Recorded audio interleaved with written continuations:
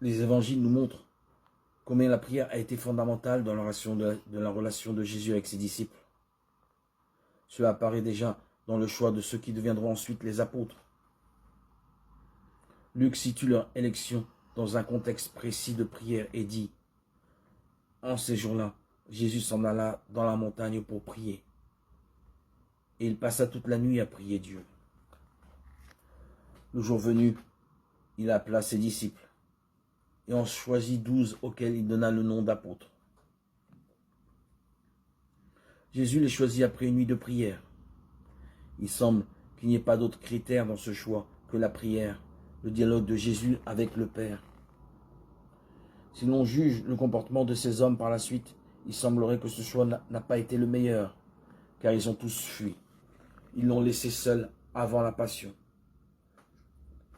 Mais c'est précisément cela, en particulier la présence de Judas, le futur traître, qui démontre que ces noms étaient inscrits dans le dessein de Dieu. La prière en faveur de ses amis revient constamment dans la vie de Jésus. Les apôtres deviennent parfois un sujet de préoccupation pour lui. Mais Jésus, comme il les a reçus du Père, après avoir prié, les porte de la même façon dans son cœur, même dans leur erreur et dans leur chute. Dans tout cela, nous découvrons comment Jésus a été un maître et un ami, toujours prêt à attendre avec passion la conversion du disciple. Le point culminant de cette attente patiente est la toile d'amour que Jésus tisse autour de Pierre. Lors de la dernière scène, il lui dit « Simon, Simon, voici que Satan vous a réclamé pour vous passer au crible, comme le blé.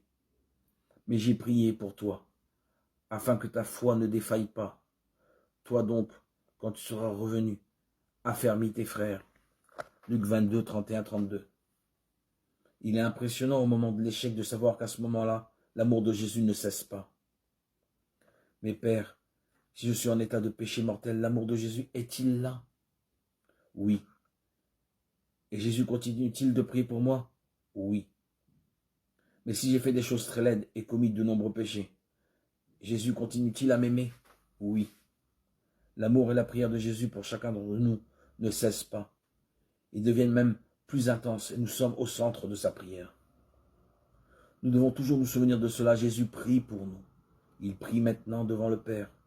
Il lui montre ses plaies afin que le Père puisse voir le prix de notre salut, c'est-à-dire l'amour qu'il a pour nous. En ce moment, chacun de nous pense, et maintenant, Jésus est-il en train de prier pour moi? Oui.